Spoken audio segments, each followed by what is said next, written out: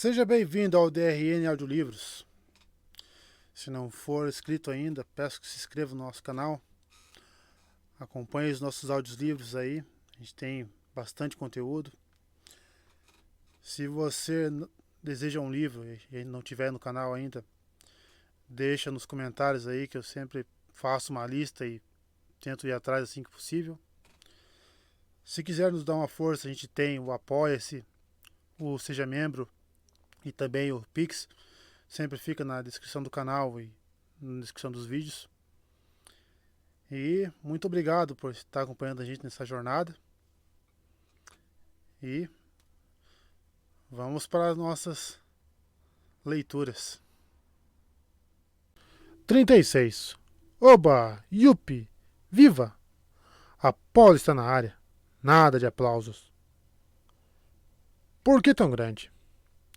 Eu nunca tinha pensado nisso antes, mas depois de 6 meses longe, a sala dos tronos dos Olimpianos me chocou, de tão ridiculamente grande que era. Lá dentro cabiam porta-aviões. O grande teto abobadado, sarapintado com constelações, poderia abarcar todas as maiores cúpulas já criadas pelos seres humanos. A lareira central rugia, era do tamanho exato para cozinhar uma caminhonete. E, é claro, os tronos em si eram do tamanho de torres de cerco, criados para seres de 6 metros de altura. Quando hesitei à porta, surpreendido pela enormidade de tudo aquilo, percebi que estava respondendo minha própria pergunta. Todo aquele exagero tinha o intuito de fazer nossos visitantes se sentirem pequenos.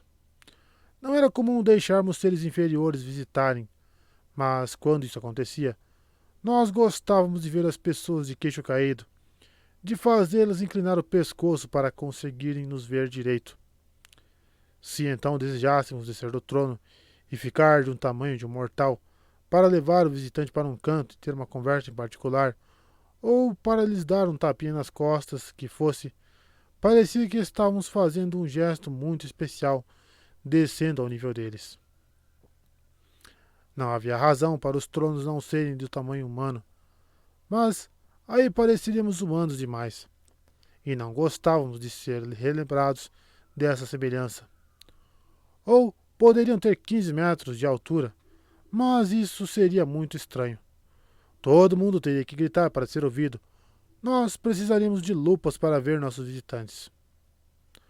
Nós poderíamos até fazer os tronos terem apenas 15 centímetros. Pessoalmente, eu adoraria ver isso. Um herói semideus chega se arrastando à nossa presença depois de alguma aventura terrível.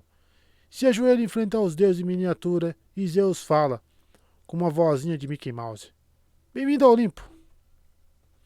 Enquanto eu pensava tudo isso parado à porta, me dei conta de que a conversa dos deuses tinha cessado. Todos haviam se virado para me olhar. O time todo estava presente, o que só acontecia em ocasiões especiais.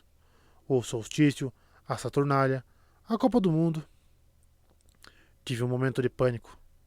Será que eu sequer sabia ficar com 6 metros de altura? Será que eles teriam que conjurar uma almofadinha para o meu trono? Troquei um olhar com Artemis. Ela assentiu. Talvez uma mensagem de encorajamento. Talvez um aviso de que, se não me enfeitiçasse logo, ela daria uma ajudinha me transformando em um camelo de 6 metros com vestido de gala. Isso me deu a dose de confiança de que eu precisava. Entrei na sala. Para meu grande alívio, minha estatura aumentou a cada passo. Quando cheguei ao tamanho certo, me sentei no meu antigo trono, diretamente em frente ao da minha irmã, com Ares à direita e Hefesto à esquerda. Eu encarei cada deus de uma vez. Você já ouviu falar da síndrome do impostor? Tudo em mim gritava: eu sou uma fraude, não pertenço a esse lugar. Mesmo depois de 4.000 anos de divindade, 6 meses de vida mortal tinham me convencido de que eu não era um deus verdadeiro. Sem dúvida, aqueles 11 olimpianos logo perceberiam esse triste fato. Zeus gritaria: o que você fez com o verdadeiro Apolo? Hefesto apertaria um botão no seu trono tunado. Um alçapão se abriria no meu assento e eu seria despejado sem cerimônia de volta a Manhattan. Em vez disso, Zeus me observou, os olhos tempestuosos sobre as sobrancelhas pretas e grossas. Ele tinha escolhido usar um traje tradicional, um quiton branco bem esvoaçante, o que não era um bom modelito para ele, que adorava reganhar as pernas. Você retornou, comentou ele, o Lorde Supremo das Obviedades. Sim, pai. Eu me perguntei se ouvir a palavra pai foi tão desagradável para ele quanto foi para mim falá-la. Tentei controlar a bile que me ia pela garganta. Consegui abrir um sorriso e observei os outros deuses. Então, quem ganhou a aposta? Ao meu lado, Hefesto pelo menos teve a educação de se ajeitar no trono, desconfortável com a situação. Embora, é claro, ele sempre estivesse desconfortável. A Atena lançou um olhar raivoso para Hermes, como quem disse: Eu te falei que era uma má ideia. Pô, cara, disse Hermes. Aquilo foi só para quebrar o nervosismo. A gente estava preocupado com você. Ares bufou. Até porque você não estava indo nada bem lá embaixo. Estou surpreso que tenha durado tanto. Ele ficou com o rosto vermelho, como se tivesse acabado de perceber que ele estava falando em voz alta. Ah, quer dizer, bom trabalho, cara. Você conseguiu. Então você perdeu, resumi. Ares xingou baixinho. Atena levou o bolão. Hermes esfregou o bolso de trás, como se a carteira ainda estivesse doendo. Sério? Ela deu de ombros. Sabedoria, nunca falha. Poderia ter sido um comercial. A câmera dá foco no rosto de Atena, que abre um sorriso enquanto o slogan aparece na parte de baixo da tela. Sabedoria, nunca falha. Então, abre as mãos, dando a entender que estava pronto para o que viesse. Elogios, insultos, críticas construtivas. Eu não tinha ideia do que estava na pauta daquela reunião. Me dei conta de que não me importava muito. Do outro lado da sala, Dionísio tamborilou nos encostos estofados de oncinha do trono. Sendo o único deus no lado das deusas naquela sala, longa história. Nós dois muitas vezes fazíamos campeonatos de quem piscava primeiro, ou revirávamos os olhos um para o outro quando o nosso pai se estendia demais em uma anedota. Dionísio ainda estava usando o disfarce desleixado de Sr. D, o que irritava Afrodite sentada ao seu lado. Dava para ver pela linguagem corporal que ela estava se contorcendo de raiva em seu vestido midi Oscar de la Renta. Considerando o exílio de Dionísio no acampamento meio-sangue, ele raramente tinha permissão de visitar o Olimpo. Quando isso acontecia, ele em geral tomava cuidado de só falar quando alguém lhe perguntava alguma coisa. Mas agora ele me surpreendeu. Bom, na minha opinião, você fez um trabalho magnífico. Acho que, em sua homenagem, qualquer deus que esteja sendo punido com uma temporada na Terra deveria ser perdoado imediatamente. Não, interrompeu Zeus. Dionísio se recostou de volta no trono, decepcionado. Eu não podia culpá-lo por tentar. Seu castigo, como o meu, parecia desproporcional e sem sentido. Mas Zeus agia de maneiras misteriosas. Nem sempre conseguíamos entender seu plano. Provavelmente porque ele não tinha um plano. Deméter, que estava tricotando caules de trigo em novas espécies resistentes à seca, como muitas vezes fazia enquanto ouvia nossas deliberações, colocou a cesta de lado. Eu concordo com Dionísio. Apolo deveria receber uma medalha. Seu sorriso era carinhoso. Seu cabelo dourado se agitava em uma brisa inexistente. Procurei alguma semelhança com Meg, mas elas eram tão diferentes quanto o grão de milho e as folhas. Concluí que preferia as folhas. Ele foi um escravo maravilhoso para minha filha, continuou ela. Tudo bem, precisou de algum tempo para se acostumar, mas dá para perdoar. Se qualquer um de vocês precisar de um escravo para seus filhos semideuses no futuro, eu recomendo Apolo sem hesitar. Torci para que fosse uma piada. Mas Deméter, como a temporada de plantação, não era famosa pelo seu senso de humor. Obrigado? Respondi. Ela me soprou um beijo. Pelos deuses, Meg, pensei. Eu sinto tanto que sua mãe seja sua mãe. A rainha Hera ergueu o véu. Como eu tinha visto no sonho, seus olhos estavam vermelhos e inchados de chorar. Mas quando ela falou, sua voz foi firme como bronze. Ela encarou o marido com uma expressão irritada. Pelo menos Apolo fez alguma coisa. Isso de novo não, resmungou Zeus. Meu escolhido, disse ela. Jason Grace, seu filho. E você? Não fui eu que o matei, mulher, vociferou Zeus. Foi Calígula. Sim, retrucou ela. E pelo menos Apolo chorou por ele. Pelo menos ele se vingou. Espera, o que estava acontecendo? Minha madrasta mais estava me defendendo? Para minha surpresa, quando ela me encarou, seu olhar não era hostil. Ela parecia estar procurando solidariedade. Pena até. Está vendo que tenho que aguentar? Seu pai é horrível. Naquele momento, senti uma pontada de compaixão pela minha madrasta pela primeira vez desde... sempre. Não me entendo mal. Eu continuava não gostando dela, mas me ocorreu que ser Hera talvez não fosse muito fácil, considerando com quem era casada. No lugar dela, talvez eu tivesse virado uma intrometida ingável também. Seja como for, resmungou Zeus. Depois de 2 semanas, parece mesmo que a solução de Apolo foi permanente. Piton realmente está morta. Os oráculos estão livres. As parcas mais uma vez podem enfiar seus fios sem estorvos.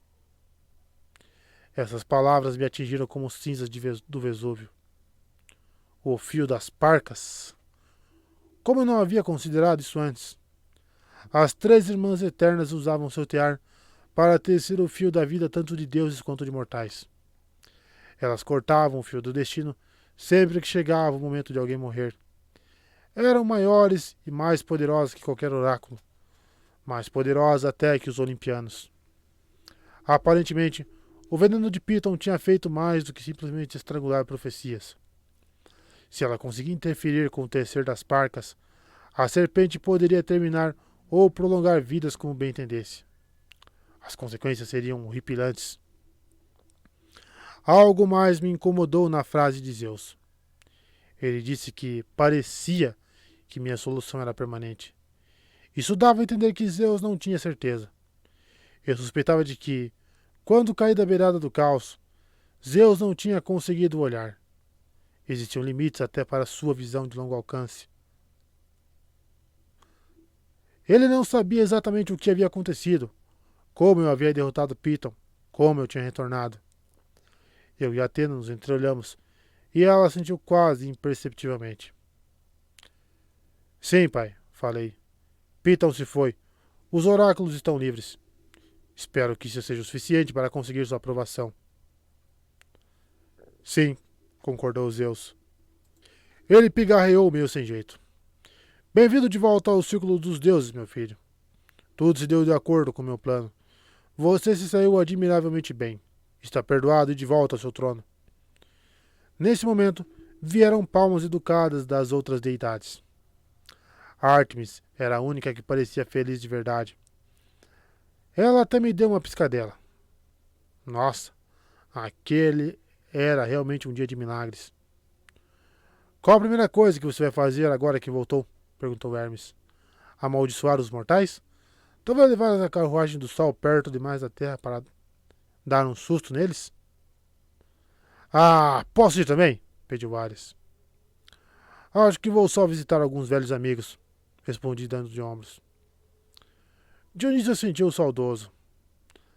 As 9 musas, excelente escolha.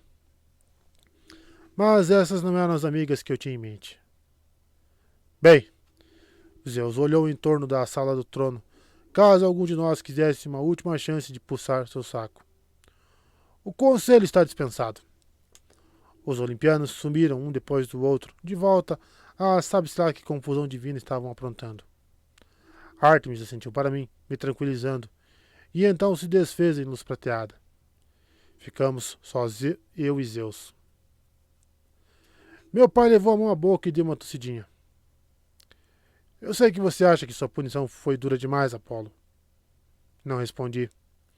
Me esforcei ao máximo para manter minha expressão educada e neutra. Mas você precisa compreender, continuou ele. Só você poderia ter derrotado Piton. Só você poderia ter libertado os oráculos. E foi o que fez, como eu esperava. O sofrimento, a dor que sentiu na jornada. É uma pena, mas foi necessário. Você me deixou orgulhoso. É interessante como ele falou. Eu tinha deixado ele orgulhoso. Eu tinha sido útil para deixá-lo bem na fita. Meu coração não se comoveu. Não senti que aquela era uma carinhosa reconciliação com meu pai. Vamos ser honestos. Alguns pais não merecem isso. Alguns não são capazes disso. Acho que eu poderia ter gritado, xingando de tudo quanto é coisa. Estávamos sozinhos. Ele provavelmente esperava isso. Considerando sua falta de jeito naquele momento, acho que talvez até teria feito vista grossa se eu surtasse. Mas a questão era que isso não faria nenhuma diferença para ele. Não mudaria nada entre nós. Não se pode mudar um tirano tentando ser pior do que ele. Meg nunca poderia ter mudado Nero. Não mais do que eu poderia mudar Zeus. Só me restava tentar ser diferente dele. Melhor. Mais humano. E limitar ao máximo a quantidade de tempo que passava perto dele. Eu compreendo, pai. Zeus pareceu compreender que o que eu compreendi talvez não fosse a mesma coisa que ele compreendeu, mas aceitou o gesto. Suponho que por falta de opção. Muito bem, então. Bem-vindo de volta. Eu me levantei do meu trono. Obrigado. Agora, se me der licença. Eu me dissolvi em luz dourada. Havia vários outros lugares que eu preferia estar e eu tinha intenção de visitar todos.